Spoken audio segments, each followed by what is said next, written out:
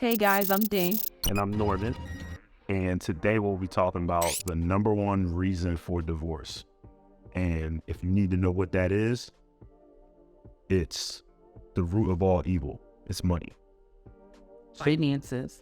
So today we're going to be talking about how to communicate about finances, about money management within your marriage. And I have some questions about, do you want to share your money, or if you should share your money? Or, yeah. So, whoa. So sharing is caring, I think, when it comes to money. But what sharing that money comes from debt that you guys share too. Yeah. I didn't think about the debt part, but I guess we won't talk about the debt too. All right, so just to jump right into it, I think that everybody's relationship works differently, right? And that also goes into finances as well. So I'll ask you, what do you think? Do you think there's a such thing as a general way to make your finances work within a marriage? Do you think, you understand what I'm saying? I mean, I was about to say, I feel like we do a pretty good job now. No, we do. But do you think, like, regardless of what we do you think it's a general way to make it work? Yes, I do. I feel like for those couples who really don't want to have a joint account, you may have that one person that wants to have a joint account, and then you have that other spouse that's like, I don't want to have a joint account, because you know they're financially stable. I feel like if you have a one joint account, each party can have their own separate account as well.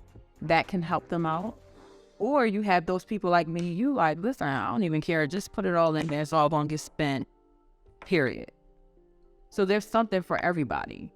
The joint account can be whatever you feel comfortable with giving, because y'all have bills, y'all have, debt together as a relationship, as a couple. But how do you feel like that's determined as far as what works? How do you feel like that's determined? A conversation. It's communication. You got to have communication within your relationship, so y'all need to talk about it. But it's money, though. I'm being objective once again. I'm being objective. Right. I'll say that. So that's the same thing. Say if you said to me, D, I don't want to have a joint account. So what are we going to do? That means we need to have a conversation about it. We need to say, okay, so if I want a joint account and you don't want a joint account, how much money are we going to put in this joint account? Just to make all parties happy. You got to think, you have your joint bill, So, all right, well, let's just start off with putting all the money for the joint bills in there so we make sure everything is getting paid based on your income, based on my income. And then you talk about how much, each person is going to put into that while still having your own separate account so that you can do whatever you want to do with your part. Do you think this should happen? Do you think it should be something established before you get married? After you get married, do you think that, it's something that you have to constantly work on? It's something that you have to constantly change? What do you think about that? Okay, so I don't feel like that's something that has to be established in the beginning, because in the beginning you're just having fun. But once you get a house together or you start having children together, then that kind of changes things. Regardless if one person's making more than the other, or if you guys are both financially stable, it doesn't matter. I feel like then once you start incurring things together, then that's when the conversation needs to be had. So I'm asking you these questions, but I am going to share my opinion. I think that we need to have a trial and error. I think that it's one of those things where if I say to you, hey, let's go get a joint account, and then I notice that it's things getting spent that I don't like, and then I'm like, well, why is she spending my money? Why does it seem like she always goes shopping when I get paid instead of when she gets paid, or whatever the situation might be? Right. So it's funny. So wait, you never answered it. You asked me, when do you feel like you should do it? I said when you start to incur things, like when you start having children, or if you guys get a place together, when do you feel like that conversation needs to be? Thanks, TV on point, bro. I appreciate you. Nah, but I think that it should happen as soon as possible. I don't believe in... So you feel like it needs to be before the kids, before the house? Yes, absolutely, because I believe that the trial and error needs to be worked out before those real assets come and you have to pay those real bills. Like, if you're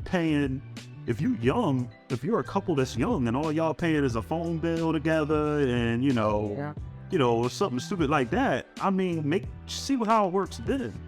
Compare when thousands is coming out of your account, when thousands get put into your account, because everybody levels up in jobs and different things like that and end up making more money.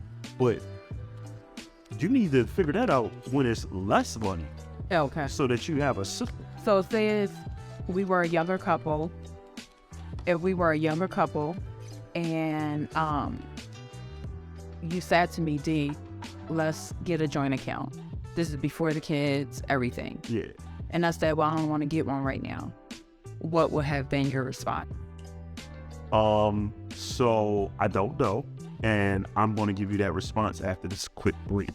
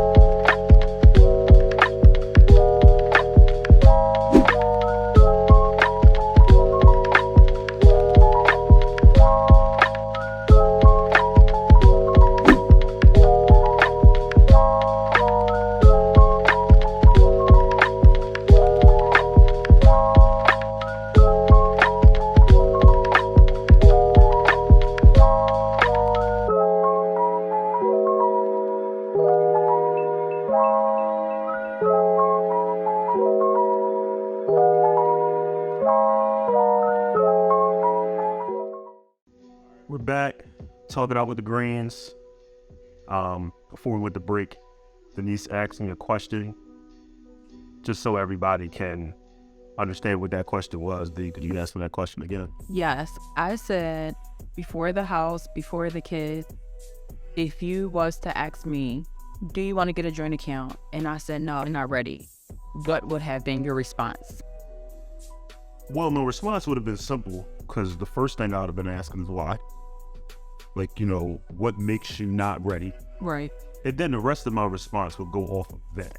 Just for the sole reason that it's one of those things where I have to figure out, I'm at one step and you're not quite there yet. First of all, as men, that does not happen. That's very rare anyway. Like, we're always a step behind when it comes to relationships anyway. When y'all ready to get married, we not ready to get married, and by the time we're ready, y'all about to damn leave.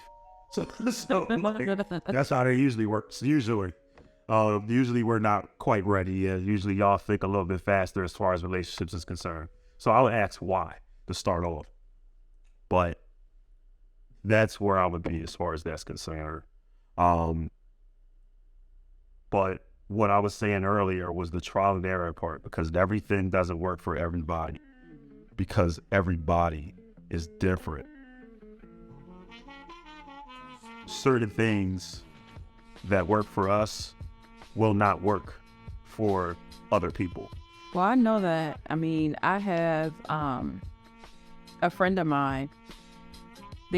She's married. They have a 5-year-old, and she talks about it all the time. How, he makes more money than her. He doesn't want to get a joint account. Now, to his defense, she does spend a lot of money, and he always got to tell her, like, we don't need that.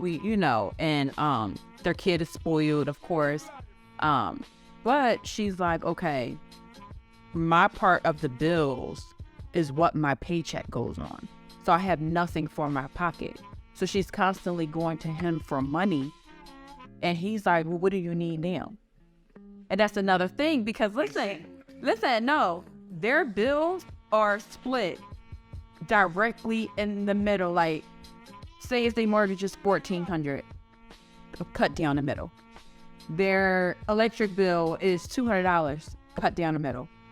Everything is cut down the middle. It's like like he makes 2 times more money than her, and she wants a joint account, and he's saying no.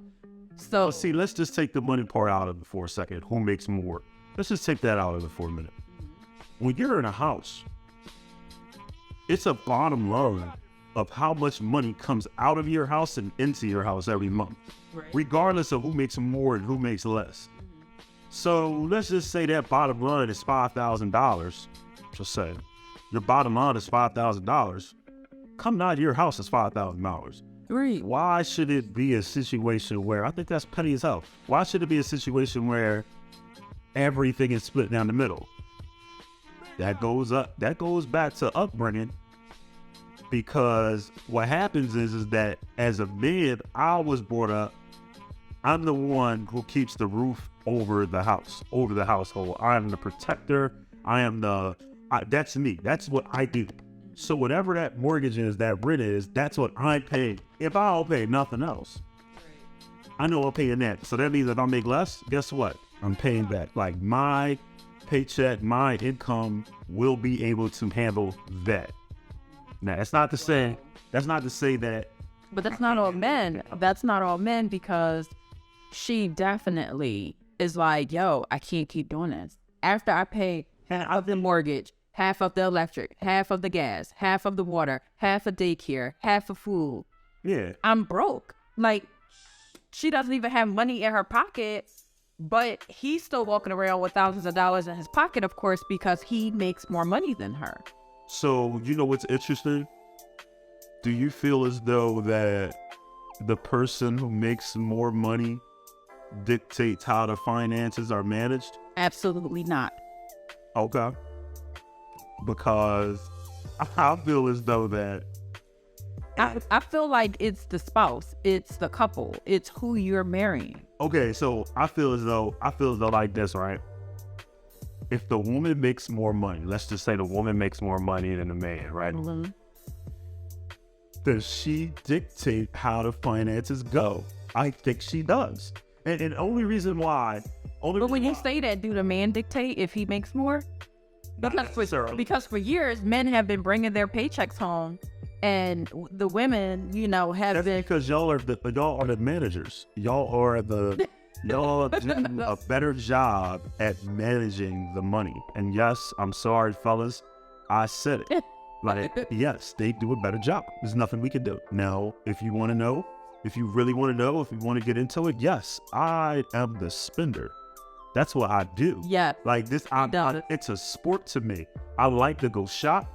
I like to go do all of that. And then we come home with a lot of stuff for me, so I can't complain. Right. So what's she talking? What are we talking about here? I mean, you go out, you do whatever you can do for the money. Like, you do whatever you can do for that. Like, legally. But you do for whatever you can do for that. And then, like, so you mean to tell me I'm supposed to not spend it? That don't work like that. I'm sorry, it doesn't work like that. I'm supposed to spend, but like in moderations and things. I think it is in moderation. It is in moderation. It's my moderation. Like, I want, and the thing is, I have good intentions. It's not that I'm out here. Baby, okay. Hold up, wait.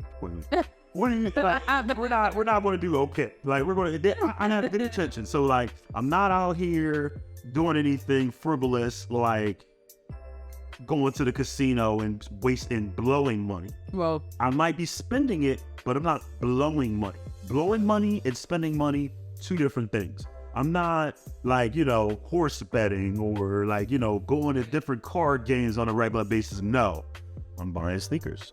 I'm buying clothes. I'm buying things for my family. I want my wife to look a certain way. I'm buying things for her. Yes, I'm the spender. And with every relationship, you have a manager/saver, and then you have a spender. It is a must to have that balance. Like, you gotta have it. Somebody has to spend it, because if you got two savers, now you're gonna be running around, and you're probably gonna be, with the worst pair of sneakers in the world. You're gonna, have the worst.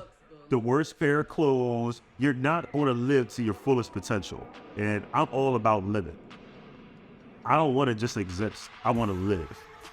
Oh, we live. Right. So that means money needs to be spent to live. That's how that works. All right. Like, that's how that works.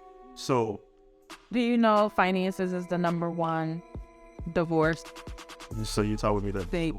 I'm just letting you know. You ain't even let me get it all the way I out. wanted to make sure, like, what you doing here? Right? We can have this conversation in front of Just letting you know. People get divorced, for finances. Like, it's putting it out there. Put it out there. It's the #1 fight. Well, I mean, like, it is the #1 thing. But the thing is, the most important thing is that you talk about it. And I think the biggest thing is if you come up with a plan, let's say that plan consists of writing every single bill within your household or every single bill within your relationship, and who's going to pay what. I think that's the best plan. Now, that's something general. That's not saying that's something how to get the bills out. As far as managing the money, what works for me and Denise is the fact of we do have a joint account, but we also have a separate account, but we have access to all accounts, both of us. So I look at it as the man of the relationship. I need to be able to provide. My wife needs to have whatever she needs at any given time. That's how I look at it. Now, some people do look at it differently, how their finances work within their house and what's paid, how it's paid, all that. And I'm not knocking any way, but the biggest thing is that everyone does what works for their situation. Yeah. The one thing I will say that I do not like, and this could be me being a little biased because my situation is a little different, but I do not like when, for instance, I'm gonna use my friend again, and if she ever watches this, she's gonna know I'm talking about her, so don't hate me for it. I didn't say your He name. loves you, whoever. But I don't like the fact that if you know your spouse only makes a certain amount of money, and you know your bills are a certain amount, something that they cannot pay, whether it's male or female, I feel like you should not put that burden on them, because at that point you become a team when you get married, especially if you have kids. You cannot possibly say, okay, mortgage, your part of the mortgage is $700, food, groceries, daycare. Daycare is like another mortgage payment. You only lying about that. Yeah. So if your spouse is only bringing home, let's just say $2,000 a month, how the hell, and y'all got $5,000 worth of bills coming out your house, how is she even living to pay her part? Maybe because, let's just say this is me and you.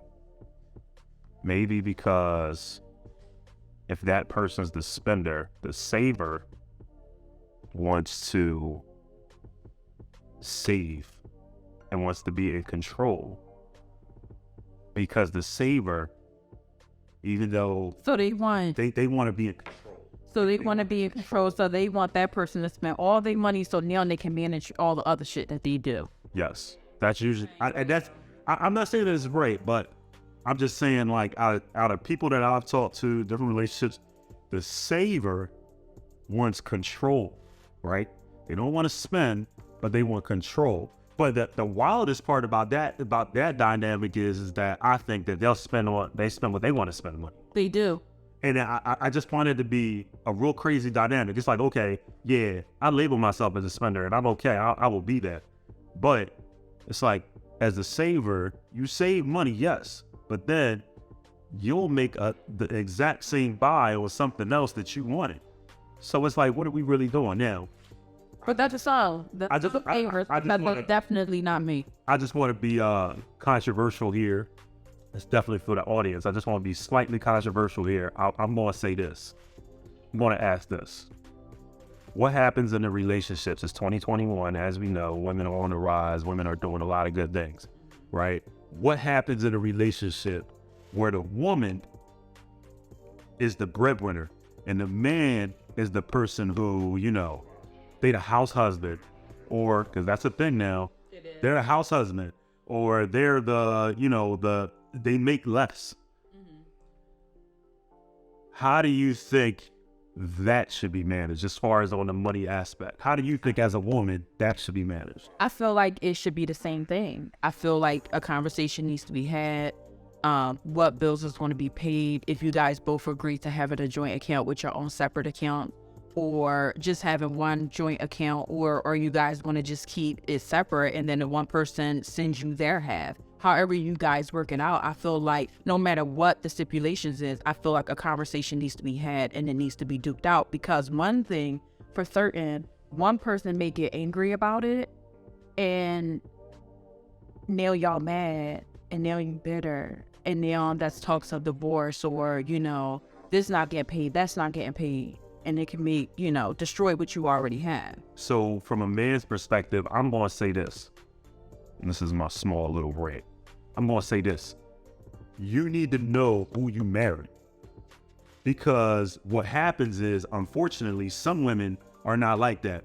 Some women like to throw in your face, like, you ain't shit anyway. You don't do nothing anyway around here. I'll make the money. But that's like a man, though. A man No, a man can say that, but from a woman to a man, compared to a man to a woman, we are prideful creatures. You guys are prideful, but at the same time, that hurts us as well. I'm not saying it doesn't hurt. What are we not doing that he's not allowing but I'm not us to do it what we need? I'm not saying that it doesn't. We're throwing it in our face because you're the provider, you're the man. So they're throwing it in my face. See, here's the thing. Make all the money. Right, no, but here's the thing. Here's my point about that. My point is this. We're prideful, right? And I'm not saying that it does not hurt you. But my whole issue with that part is that y'all hold a different type of trump card. Y'all sometimes, as women, and I'm not saying you, Denise. No, I'm just saying some women like to throw it in men's faces of what they do. I'm being controversial too, because a man can say, well, I make the money. Yeah. We can do that, but that's not fair. It's not my whole point of bringing that up is it's not fair either way. Right? It's not fair either way. I think as a marriage, if one person makes 100 and the other person makes 40, because y'all married, y'all make $140,000 a year. You know what I mean? Simple as that. And the saying of what's mine is yours and what's yours is mine, I think that's a real thing in a marriage. And I think that's the biggest thing about money management. It's like, if you can understand that part, then you should be able to work out the rest. Like, the rest really doesn't make a difference. And, I hear about on the news, we hear about certain things like, Jeff Bezos, for instance, his wife, I can't remember the exact number, but his wife took billions from him. I think somewhere around the range of like six. What was his with her? Yeah, so what ended up happening was it's crazy because now you hear about her. She just gave $30 million to Delaware State University. $30 million. So it's just like that. Okay, Jeff, you just gave $30 million to Delaware State University. Yeah. Like, pretty much. So, like, it's like you have that level, right? Where however they had their finances situated, whether it was a prenup or whatever the situation might be, that's what she ended up with. And then you have the smaller level of things. Why can't we just all get along? Like, why can't we just all just do it one way? It brings me back to one of the funniest Martin episodes I think I've ever seen, when they were talking about just put the money in the piggy bank. I put it in the piggy bank. And she coming with new stuff, he coming with new stuff. And then they finally figured it out at the end.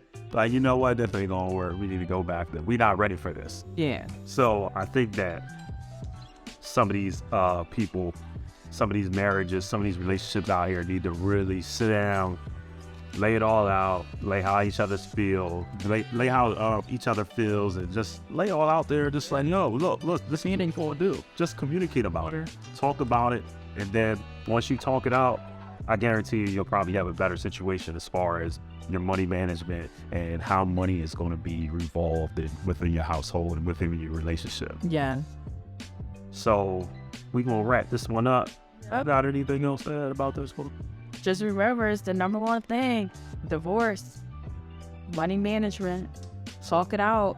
So it's basically what she's saying is that if you don't talk it out, this will be your demise. So hopefully all relationships out there, if you're listening to this, if you're looking at this, please make sure y'all sit down and have a conversation about finances. Until next time.